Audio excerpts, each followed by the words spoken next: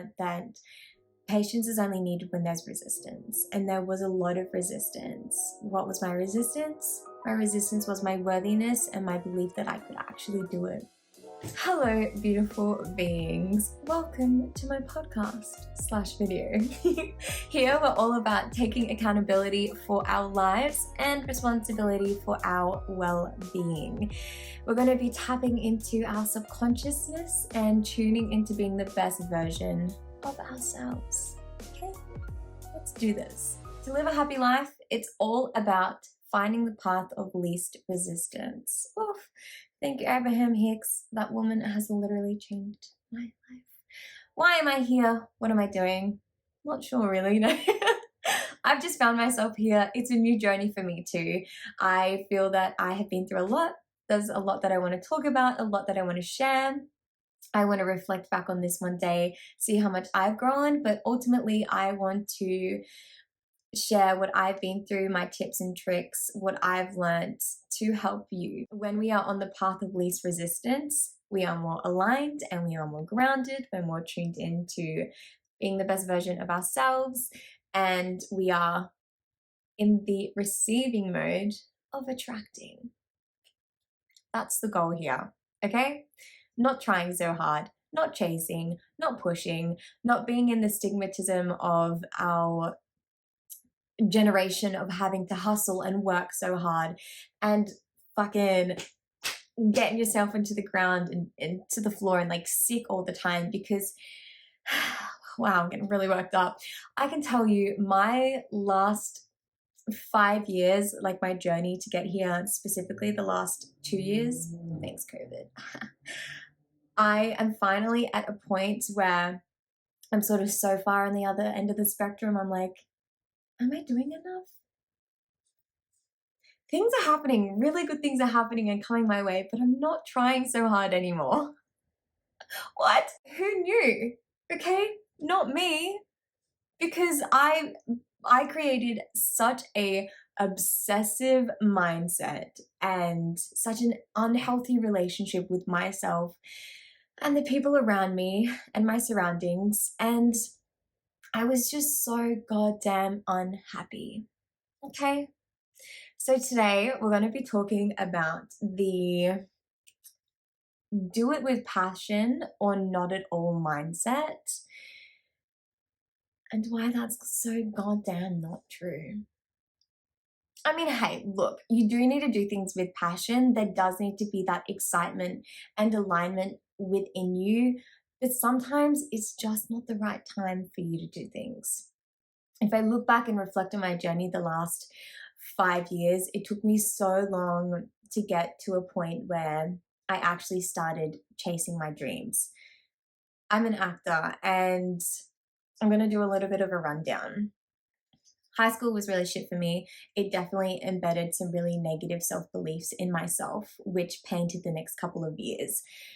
I was like really deep into drugs and partying all the time. I really wanted to do acting. I moved to Brisbane to get out of like a unhealthy relationship and the people I was surrounded by. When I was in Brisbane, continued to party, continued to just not be aligned with what I wanted to do. My actions were contradicting what I actually really wanted. We'll get into that later. We'll have a sit down and talk about, the little tips and tricks. I knew what I wanted to do, but I just didn't know how to get there. Because I didn't look within and I didn't start working on myself and self-reflecting, my confusion grew stronger and my frustration grew stronger as well. I tried doing acting classes, but any criticism, helpful criticism, I took negatively. I took it to heart and I was just in such a victim mindset. And I was for a really long time. I loved to blame what happened to me, going through trauma and having PTSD. Loved it. Oh, it just sometimes is just so much safer blaming your exterior rather than taking responsibility for yourself. Oof. Isn't that so true though? Sometimes it's just like so much easier to just be in that victim mindset and just be like, oh, well, this stuff always happens to me. No, bitch, your external is a reflection of your internal. what's going on? You know what I mean? Oh, started doing acting classes, was really unhappy, didn't believe in myself, thought that I wasn't worthy, thought that I sucked and didn't have any talent, gave up on acting. I ended up aligning and finding an acting agent. I had platinum blonde hair and I used to fake tan. My teacher was telling me to be more real, and my agency told me, try brunette, like maybe you won't stand out so much. And I was just so confused because, like, I was young, I was fucking had shit I need to deal with, but I wasn't doing that yet. Instead, they told me to be more real, and I was just like, I don't understand how to do this. Oh my God, it was such a confusing time. Poor me, poor her. Something came up, a TV show, and oh, it was a reality show for MTV. Basically, at that point in time, I had created a whole facade and I went through the process and I got into the bottom like four or whatever, and I was on hold for it. I think it was like three girls actually, and two were going on. I was meant to go on a Japan trip with my friends and everything had been paid for, but because I was on hold and I believed that this was going through, I didn't go on my Japan trip.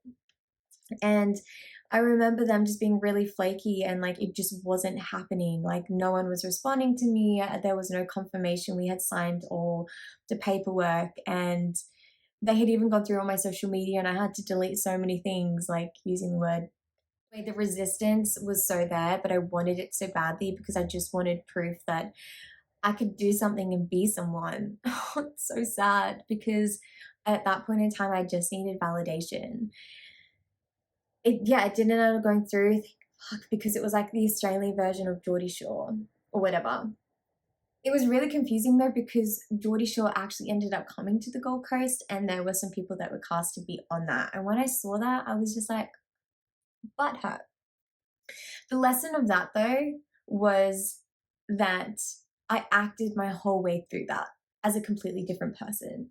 Oh my God, I can do this. I am a good actor. I just pretended to be someone completely, so far from myself. And that was proof to me that I should chase it. And I ended up manifesting a really healthy love. Basically, I couldn't I couldn't be loved. No guy wanted me. They only wanted me for like a thrill or some fun. And that's exactly the words that you speak paint your life, because that's what I would say. I remember I was driving one day and Rex Orange County, Loving is Easy came on. Holy crapadoodle. Loving is easy. I've been so resistant to it and created these beliefs, but loving is easy. And there was just a lot of self growth that happened like one after the other. There was like a bit of momentum. And then I ended up finding a boyfriend within like 2 weeks, and he was great. And he was really supportive of me doing acting and auditioned for a short film. And I ended up getting a call back, and they really liked me, but I missed the email. What? Like, why? I want to do this, but why am I being so stupid? And I was just blaming myself. I found the quote, do it with passion or not at all.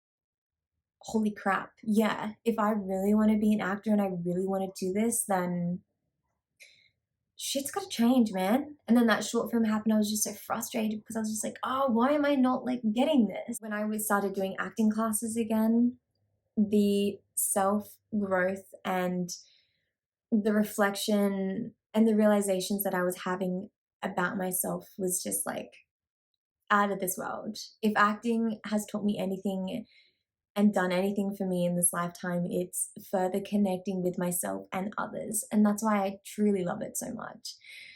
I just fucking love it. And there was something called the Eric Morris technique. And the book is called No Acting, Please. And it's all about being yourself and being aware of who you are, how you react to things, and who you are off stage isn't any different to who you are on stage.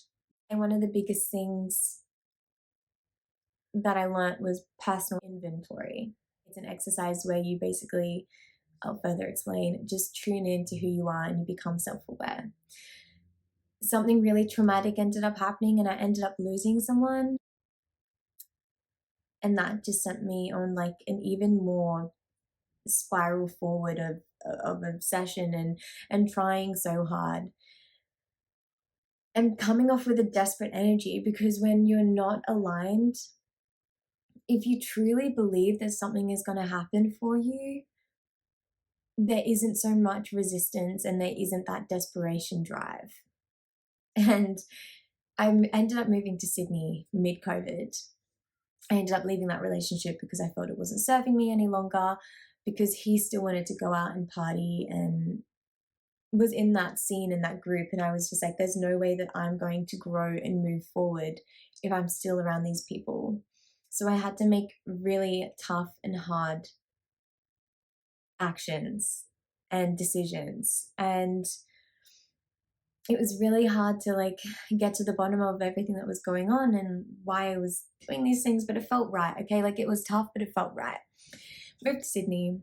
I was around people that were doing the same thing as me, obviously acting, and they were great. But because I was coming from a place of not really going within and still like not believing I was worthy or that I could actually make it, I was in this awkward in between of just like trying really hard and pushing for things.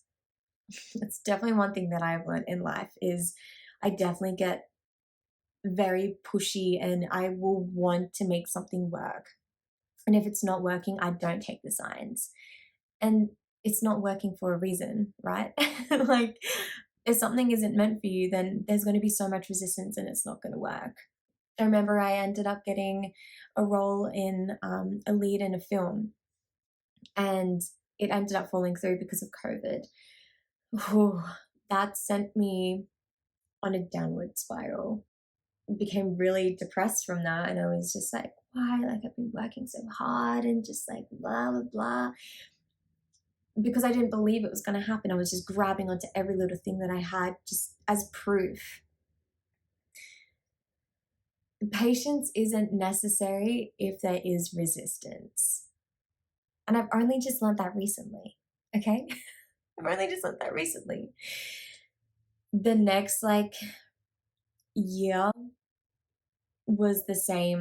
Like things were happening. I ended up booking another lead in a feature film that's just about to come out. I'm so excited. The whole other like paddy wagon of it all is, you know, I did that, but I still was in a really unhappy place. Like I was just never fucking satisfied. You're doing what you love. There's signs that it's meant for you. When are you just gonna like listen and just settle and learn? Oh my God. I ended up going to LA this year, right? Things aligned for me to go. I had to leave my apartment in Sydney. I was unhappy within my job. I had the money saved, and my relationship that I really wanted to work just still wasn't working. So I was just like, right, let's go to LA. Let's fucking do it. LA was really tough. I had more of a personal growth journey than anything else, which I think ties into my professional career as well. LA taught me that I really didn't believe in myself. I still had really low self worth and belief of my worthiness. And if you don't really believe in something, how is it going to happen? Right? Like, and I was so over people telling me to be patient. But then when I found Abraham Hicks, I learned that patience is only needed when there's resistance. And there was a lot of resistance. What was my resistance? My resistance was my worthiness and my belief that I could actually do it. And the other biggest thing that I learned was emotional and vibrational frequency is enough evidence that it's true. Let me say that again. Vibrational frequency and emotional frequency is proof. We live in ultimate realities, and the more that we can tap into ourselves and meditate and work through our inner child and connect to our inner being, the closer we are going to get to connecting and basically like evolving into those realities, because they are already there. But with my conditioned beliefs, because I wasn't really working on myself or connecting to myself, I was just like always vibrating down here. Like I knew deep down I could do it, and I knew I could believe in myself.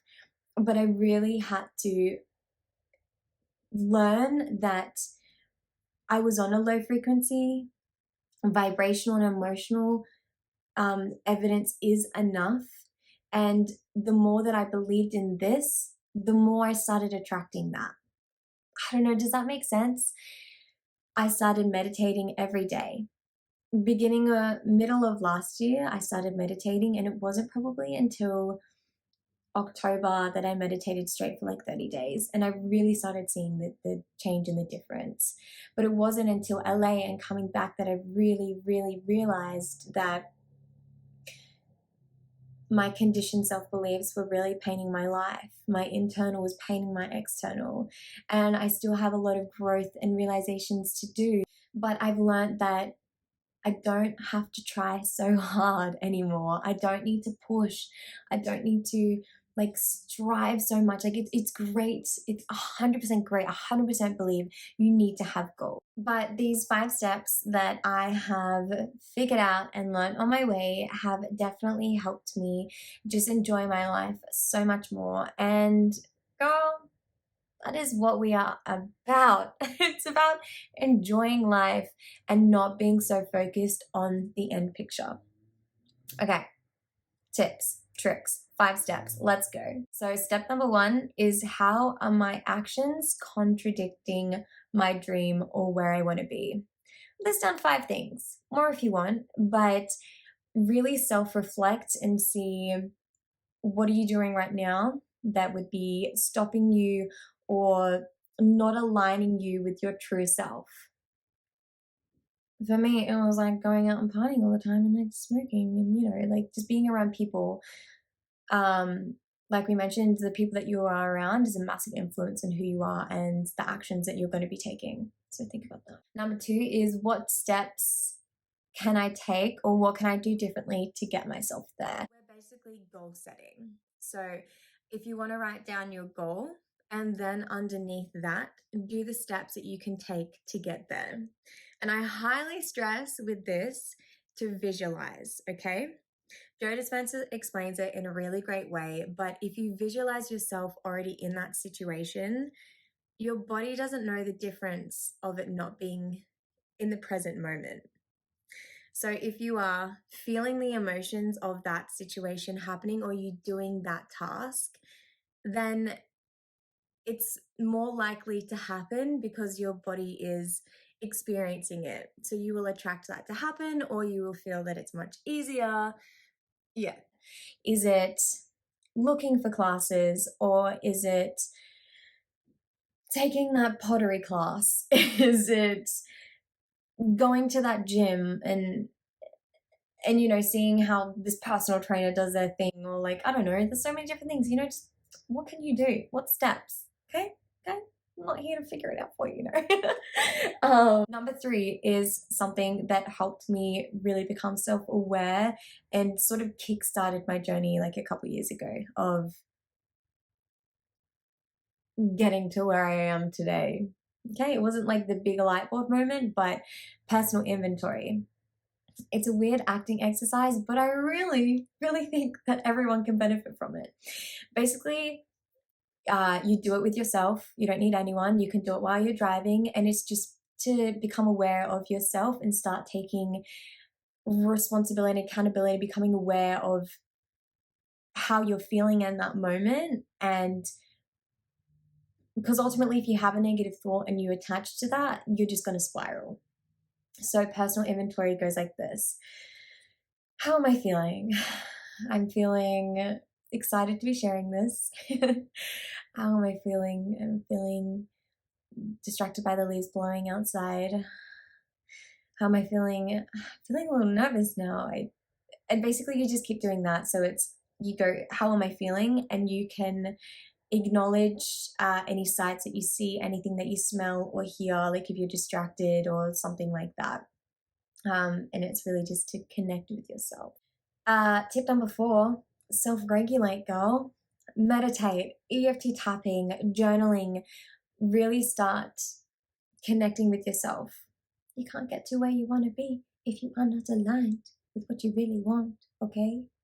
Meditating literally changed my life. Guys, I am an overthinker. Not so much anymore because I'm sort of like know how to self-regulate. Like, being a serious overthinker and like really unhappy and unaligned, not too sure how to connect with myself.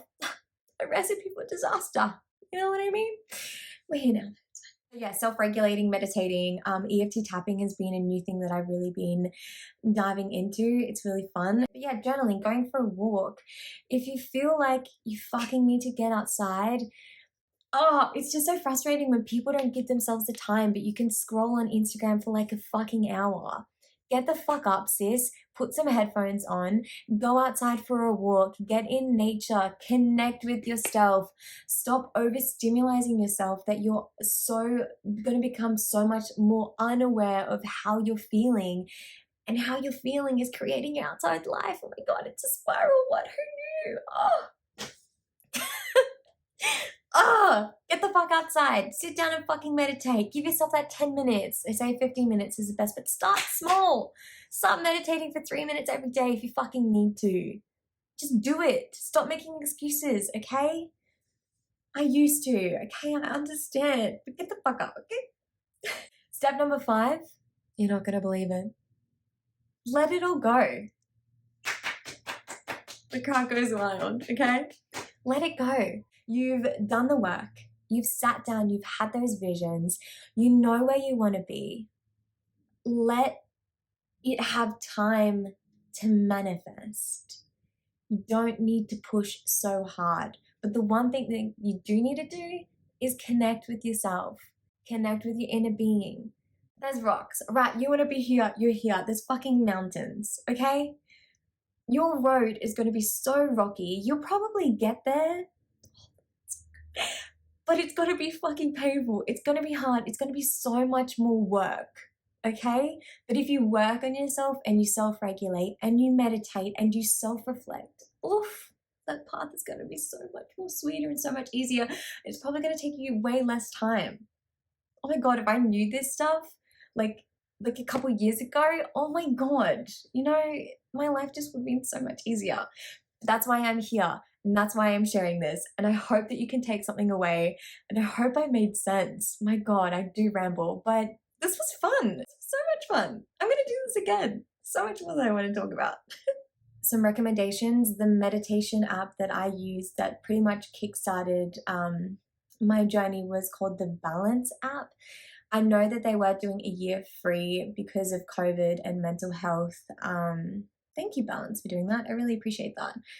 Don't know if they're doing the year free. I hope they are, but if not, it is so worth it. Okay, research into people like Joe Dispenza, Abraham Hicks. Just start broadening your horizon of people who unlock your subconscious mind and get you connected to your inner being. People like Louise Hay. I read so many of her books. Who else is there? Mel Robbins. I think that's her name. I haven't done too much research into her, but I know that she is great. EFT tapping, I have been doing videos from Brad Yates. Yeah, get outside, work out, meditate, you know what I mean? Fun. So I hope you have enjoyed and learned something today. And I'm going to wrap this up with, and remember, the path is already a reality. It's all about finding fuck that up so hard. Okay. And remember, the path is already a reality. It's just about choosing the one of least resistance. Mwah!